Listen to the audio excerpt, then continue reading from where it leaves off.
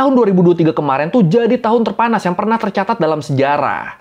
Dan efeknya masih kita rasain sampai sekarang nih. Nah, yang terjadi di Indonesia itu adalah bukan merupakan dampak dari heatwave. Ini sejujurnya gue sih serem banget yang ngelihatnya ya. Ikan sampai pada ngambang begini loh, pada mati loh. Gua nggak tahu di kita ini udah mulai apa belum, tapi di negara-negara lain di Asia Tenggara, khususnya di bagian utara, kayak di Thailand, Kamboja, Vietnam, di Filipina juga masuk, sama di negara-negara Asia Selatan juga, kayak India sama Bangladesh, itu tuh sekarang tuh lagi ada fenomena heatwave, lagi ada fenomena gelombang panas ekstrim.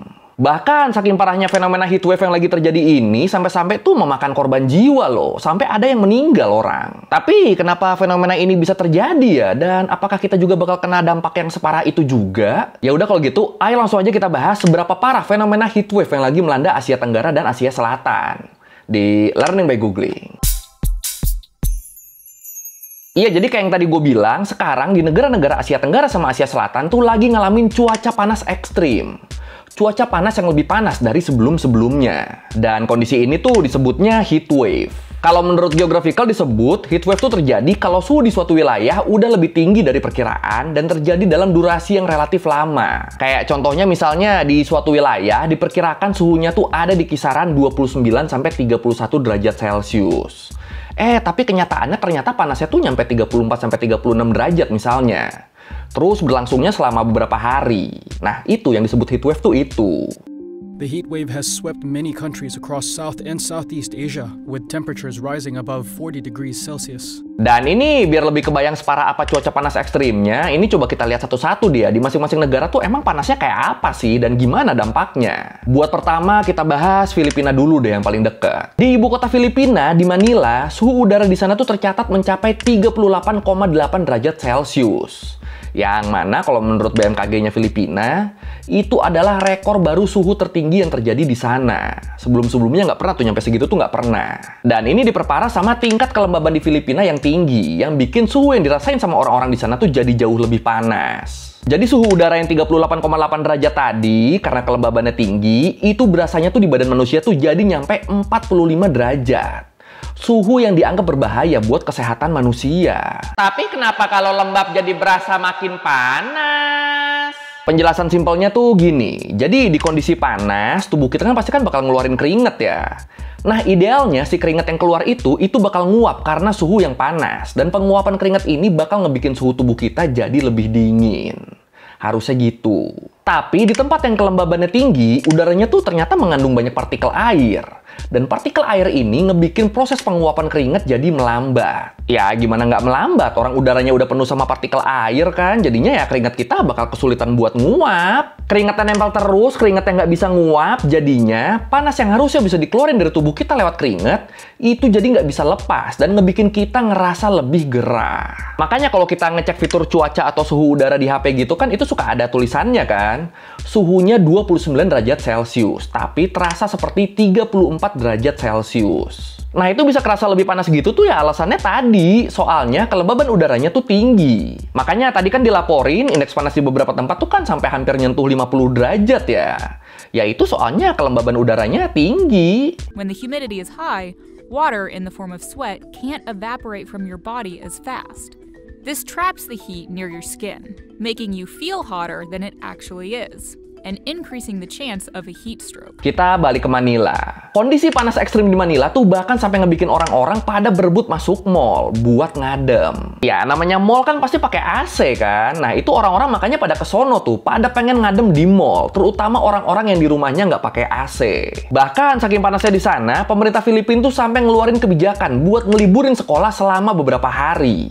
Biar anak-anak di sana nggak harus terpapar panas ekstrim. Apalagi di Filipina kan banyak banget sekolah-sekolah yang secara fasilitas tuh ya masih kurang banget. Nggak usah AC, kipas angin aja tuh kadang nggak ada. Tapi ya di situasi yang sekarang, kalau sekolahnya ada AC pun ya itu kadang masih nggak cukup tuh. Makanya banyak murid yang sampai bawa kipas sendiri ke sekolah.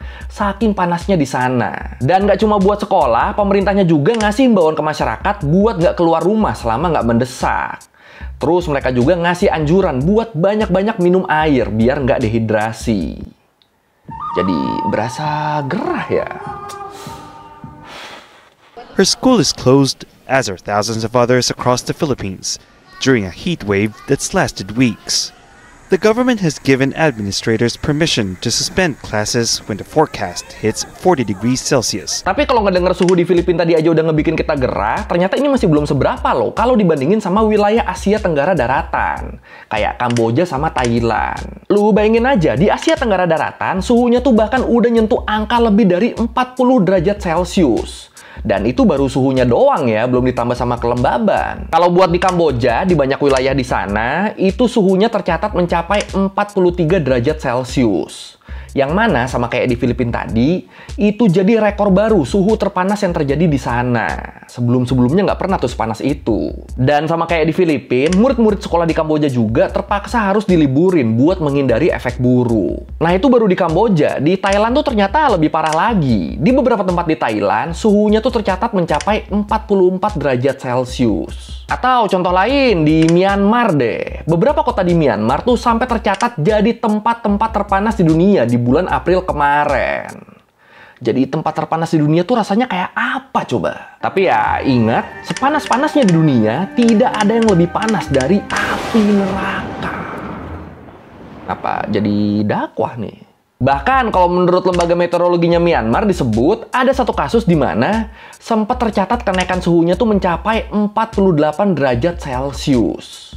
Ini kan gila ya, hampir setengah mendidih loh. Dan ingat, wilayah Asia Tenggara tuh umumnya punya tingkat kelembaban yang tinggi yang ngebikin kondisinya jadi makin parah. Kayak di Bangkok misalnya, kalau menurut Epinews disebut, walaupun suhu udara di sana tuh tercatat di level 40-an derajat, tapi kelembaban yang tinggi di sana ngebikin suhunya kerasa kayak 50 derajat Celcius. Dan kondisi panas banget di Bangkok ini juga makin diperparah sama banyaknya bangunan beton di sana yang ngebikin lebih banyak panas yang terperangkap dan susah dilepas ke udara. Dan sedihnya, fenomena heatwave di Thailand ini tuh sampai memakan korban jiwa loh. Kalau menurut laporan dari Departemen Pengendalian Penyakit di Thailand disebut, dari awal tahun 2024 sampai April 2024 kemarin, udah ada seenggaknya 30 orang yang meninggal akibat serangan panas ekstrim. Dan angka ini, 30 ini tuh mendekati angka kematian total serangan panas di tahun 2023 yang mencapai 37 orang. Jadi, kebayangkan lu kacaunya yang sekarang, tahun 2023 yang meninggal 37 orang, full setahun 37 orang. Ini 2024 baru jalan 4-5 bulan, yang meninggal udah 30. Waduh. Dan gara-gara panasnya makin ekstrim di Thailand ini juga ngebikin masyarakat sana jadi pada ngegelar upacara tradisional buat manggil hujan. Dan yang unik di sini, zaman dulunya tuh biasanya upacara ini harus dilakukan dengan cara numbalin kucing. Tapi terus karena orang-orang Thailand sekarang udah pada lebih modern, udah pada lebih melek sama hak-hak hewan juga, akhirnya tumbalnya itu diganti, nggak pakai kucing lagi. Diganti jadi pakai boneka Doraemon. Ya, sama-sama kucing sih ya. Oh iya, tambahan dikit, takut ada yang salah kaprah nih. Ini kucingnya tuh ditumbalin di sini tuh bukan disembelih gitu ya, enggak. Jadi cara numbalinnya tuh kucingnya dimasukin ke kandang, terus diarak keliling kampung. Nah habis itu si kucing di dalam kandang tadi bakal disiram air sampai dia ngeong-ngeong. Terus disiram terus kucingnya sampai ngeong-ngeongnya kedengeran ke langit, sampai bisa didengar malaikat. Dan akhirnya nanti diturunin hujan deh. Gitu tuh, jadi ritualnya kayak gitu. Oh iya, satu lagi deh, di Thailand juga nih soalnya. Jadi di sana tuh saking panasnya sekarang, pengemis-pengemis pun jadi nggak bisa minta-minta sepanjang hari. Mereka kalau siang tuh jadi break dulu, nggak kuat soalnya panas banget. Terus mereka juga pada pakai bedak sebadan-badan buat ngurangin efek panasnya di badan mereka. Jadi ya emang sampai mempengaruhi kondisi ekonomi ya heatwave ini ya, terutama yang miskin nih, bisa makin miskin mereka. While he would normally spend entire days begging, he said now he can only do so in the mornings or evenings because of the heat. Nah, selain di Asia Tenggara, fenomena heatwave juga terjadi di negara-negara Asia Selatan, kayak di India sama Bangladesh. Kalau di India, menurut CBS News disebut, suhu di sana tuh tercatat mencapai lebih dari 43 derajat Celcius. Bahkan beberapa tempat ada juga yang nyampe 46 derajat. Dan ngerinya, Indian Meteorological Department juga nyebut kalau suhu ekstrim yang terjadi sejak pertengahan April ini tuh masih bakal meningkat di beberapa bulan ke depan. Waduh. Baru awal nih ternyata nih. Mana bakal naik terus lagi. Aduh. Dan sama kayak di Thailand tadi, suhu panas ekstrim di India juga mengakibatkan beberapa orang meninggal dunia. Apalagi masyarakat miskin India tuh kan banyak yang tinggalnya di rumah-rumah semi permanen gitu kan, yang kebanyakan terbuat dari material murah yang malah nyerap panas. Jadi ya kebayang kan, pengen diem di rumah biar nggak gerah, biar nggak kena panas. Taunya tanpa kita sadari malah lebih gerah, malah lebih kepanasan. Tahu-tahu meninggal aja. Aduh. Sampai keringetan lo gue beneran dong. Padahal pakai AC nih. Terus selain di India, suhu panas ekstrim juga tercatat terjadi di Bangladesh. Dan sama kayak di negara-negara yang kita bahas sebelumnya, suhu di Bangladesh juga udah ngelewatin 40 derajat Celcius. Dan ya sama kayak yang lain, di Bangladesh juga pemerintahnya tuh sampai ngeliburin sekolah sebanyak 2 kali dalam kurun waktu 2 minggu. Ini kebayang ya sepanas apa di sana sampai dalam kurun waktu 2 minggu diliburin 2 kali loh sekolahnya loh gara-gara terlalu panas. Oh iya, kalau ngomongin soal sekolah dan muridnya, kalau menurut UNICEF disebut, seenggaknya ada 243 juta anak-anak di kawasan Asia Pasifik yang terpapar panas ekstrim. Dan anak-anak ini beresiko kena berbagai penyakit terkait panas. Dan bahkan kalau levelnya udah parah banget, mereka bisa sampai terancam kematian loh. Ini ngapa ngeri banget ya panas ya? In Bangladesh, tens of thousands of rickshaw drivers are struggling between finding shade and braving the sun to make a living. School college বন্ধ থাকার কারণে কালকে যখন খোলা দিয়েছিল দেওয়ার পরে কিছু আবার বন্ধ করে দিয়েছে আবার খোলা রয়েছে যার ফলে বসে থাকতে হয় সময় দেওয়া লাগে. Terus selain dampaknya ke manusia, panas ekstrim ini juga tuh ngaruh ke banyak hal lain. Misalnya kayak kasus di Vietnam. Di sana ada ratusan ribu ikan di sungai-sungai dan danau yang ditemuin mati mendadak dan ngambang. Dan ini penyebabnya diduga kuat ya karena suhu panas yang ekstrim banget di sana. Ini sejujurnya gue sih serem banget yang ngelihatnya ya. Ikan sampai pada ngambang begini loh, pada mati loh. Terus kalau di Bangladesh, di sana para penjual hewan peliharaan tuh bahkan sampai harus mandiin hewan-hewan yang mereka jual secara rutin. Dan mereka juga harus ngasih tambahan minuman elektrolit biar hewan-hewan tadi nggak kepanasan dan mati. Dan ya ini kan berarti treatment ke hewan-hewannya jadi bertambah ya, yang mungkin harusnya tadinya nggak harus dimandiin tiap hari, sekarang jadi rutin tuh harus tiap hari tuh biar nggak kepanasan. Terus juga ditambah minuman elektrolit tadi kan, itu kan pasti nambah-nambah budget lagi tuh. Dan perlakuan khusus ke binatang kayak gini juga dilakukan sama pengelola pusat satwa liar di Kamboja. Mereka secara rutin bakal nyemprotin air ke kandang-kandang satwa di sana. Dan ya pastinya satwanya juga dimandiin ya, karena suhu yang tinggi banget di sana. Terus kalau menurut Al Jazeera, gelombang panas ekstrim yang terjadi di Filipina, itu juga berpotensi ngebikin terjadinya krisis air, gagal panen, bahkan sampai pemadaman listrik. Jadi ya di negara-negara yang kena heatwave ini, selain ancaman langsung ke manusianya, ancaman ke lingkungannya juga nggak kalah parah ya. Dan ancaman semacam ini juga pastinya sangat mungkin terjadi di negara-negara lain yang kedepannya bakal ngalamin heatwave juga. Wah.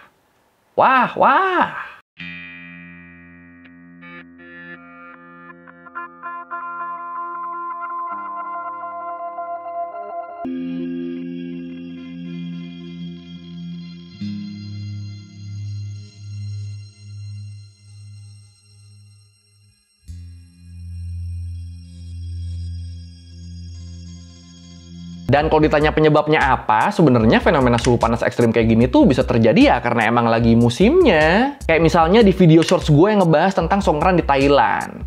Di situ kan gue bilang ya kalau alasan Songkran diadain di bulan April salah satunya karena bulan April tuh adalah bulan terpanas di sana. Makanya siram-siraman air 3 hari non-stopnya itu di bulan April. Jadi ya sebenarnya tiap tahunnya siklus panas ekstrim tuh emang ada. Tapi terus yang jadi masalah di tahun ini, musim kemarau yang terjadi sekarang, yang terjadi tahun ini tuh udah sangat di luar batas wajar. Dan ini bisa terjadi ya karena gabungan beberapa hal. Hal apa aja tuh? Kalau menurut Profesor Ragu Murtugude, peneliti iklim di Indian Institute of Technology Mumbai, dia bilang, seenggaknya ada 3 alasan yang bikin musim kemarau kali ini, musim kemarau tahun ini, itu jauh lebih panas dari sebelumnya. Alasan yang pertama adalah fenomena El Nino di Pasifik. Simpelnya banget, fenomena ini tuh ngebikin wilayah di sebelah barat Pasifik jadi lebih kering karena awan hujan nggak terbentuk di sana. Gara-gara ini, fenomena El Nino-nya tuh jadi ngakibatin kemarau ekstrim dan kekeringan di wilayah barat Pasifik, termasuk di sekitar Samudra Hindia. Itu alasan yang pertama tuh itu, El Nino. Nah, alasan yang kedua adalah perubahan musim. Jadi sekarang kan El Nino tuh lagi ada di fase peralihan ke La Nina, fase peralihan ke fenomena yang ngebikin curah hujan jadi lebih tinggi. Dan proses peralihan inilah yang sama Profesor Ragu disebut jadi alasan kenapa wilayah di sekitar Samudra Hindia jadi lebih panas. Jadi itu tuh dua alasan pertama tuh, karena adanya El Nino sama karena El Nino-nya lagi proses peralihan ke La Nina. Jadinya tuh lebih gerah tuh di sini tuh. Nah, tapi masalahnya dua alasan ini tuh kan tiap tahunnya kan selalu terjadi, emang rutin terjadi. Tapi kenapa panas yang tahun ini jadi ekstrim banget? Nah, itu jawabannya berkaitan dengan alasan ketiga yang harusnya lu udah tahu ini. Iya bener, alasan pemanasan global yang sampai mengakibatkan perubahan iklim. Ya, kayak yang kita tahu, suhu rata-rata bumi itu kan udah naik banget ya. Bahkan udah ada di ambang batas bahaya. Padahal di saat bersamaan, suhu permukaan bumi ini tuh jadi faktor penting dalam pola musim dan iklim di dunia loh. Nah, karena makin kesini suhu permukaan bumi jadi makin panas, jadinya pola pergerakan angin yang ngebawa awan hujan juga jadi ikut berubah. Makanya akhirnya pola musim di dunia jadi nggak bisa diprediksi. Kayak misalnya yang harusnya udah musim kemarau, ini masih suka hujan. Atau yang di luar tuh misalnya di bumi belahan utara. Yang harusnya sekarang masih tanggal-tanggal musim semi, taunya udah musim panas. Jadinya tuh gitu, jadi nggak bisa diprediksi. Bahkan para ilmuwan juga nyebut kalau tahun 2023 kemarin tuh jadi tahun terpanas yang pernah tercatat dalam sejarah. Dan efeknya masih kita rasain sampai sekarang nih. Bahkan disebut cuaca ekstrim ini tuh masih ada kemungkinan bakal berlanjut sampai bulan Juni nanti loh, dengan adanya potensi jadi lebih parah. Semoga enggak, ya semoga enggak. Amin, amin, amin, amin, amin. Many climate scientists agree that carbon emissions from the burning of fossil fuels contribute to the planet's heating, increasing the frequency and severity of heat waves and other extreme weather events. Dan walaupun fenomena heatwave ini tuh lagi ngelanda sebagian besar wilayah Asia Tenggara, tapi fenomena heatwave ini disebut nggak terjadi di Indonesia. Kalau menurut Erma Yuli Hastin, peneliti dan ahli klimatologi BRIN, dia bilang, walaupun suhu di Indonesia belakangan ini tuh lagi tinggi, walaupun kita berasa gerah, tapi kita tuh nggak ngalamin fenomena heatwave. Itu tuh belum heatwave. Soalnya setelah dilakukan penelitian, hasilnya peningkatan suhu di Indonesia tuh durasi berlangsungnya nggak selama di wilayah Asia Tenggara yang lain. Yang bisa terjadi sampai lebih dari 3 hari. Nah, di Indonesia tuh nggak selama itu. Makanya akhirnya disimpulkan fenomena yang terjadi di Indonesia tuh bukan heat wave, tapi lebih ke heat spell, lebih ke peningkatan suhu yang levelnya di bawah heat wave. Jadi kalau yang di Indonesia, alasan kenapa wilayah kita tuh gerah banget, ya itu karena emang lagi di fase perubahan musim aja. Yang ditandai dengan cuaca yang gerah dari pagi sampai siang, terus cenderung mendingan dan hujan pas sore hari dan malamnya. Jadi di kita di Indonesia tuh levelnya belum nyampe heat wave tuh, baru heat spell. Dan itu normal, tiap tahunnya emang begitu di kita. Tapi ingat, walaupun nggak separah heat wave, para ahli tetap nyebut kalau tingkat panas di Indonesia, khususnya di kota-kota besar di Jawa dan Sumatera, itu tuh ada di level yang nggak sehat dan sebaiknya dihindari. Apalagi tingkat kelembaban di Indonesia juga tinggi kan. Dan ini bakal ngebikin suhu yang kita rasain jadi lebih panas dari suhu yang seharusnya. Jadi ya ternyata itu alasan kenapa belakangan ini di kita tuh gerah banget tuh itu. Walaupun bukan heat wave ternyata, walaupun nggak separah di negara-negara lain. Tapi kalau di tempat lu gimana nih? Apakah gerah juga atau malah sebaliknya? Silakan komen. Yang terjadi di Indonesia itu adalah bukan merupakan dampak dari heat wave, hanya suhu udara panas terik yang dirasakan. Oke, sekian dari Minggu kali ini tentang heatwave yang terjadi di Asia Tenggara dan Asia Selatan. Tapi ini gue jadi kepikiran sih, kalau di kita aja yang gue ngerasanya udah gerah banget tuh ternyata bukan heatwave. Heatwave tuh rasanya separah apa ya? Ya, kalau lu mau revisi kayak gue udah salah, atau lu mau nanya, atau lu nambahin yang di video, bisa tulis di komen. Kita diskusi kayak biasa. Sekali lagi, thank you nonton. Jangan lupa like, comment, subscribe. Bye. Kali-kali diriku kau hujat, padahal ini semua kodrat. Ku melawan bukan berarti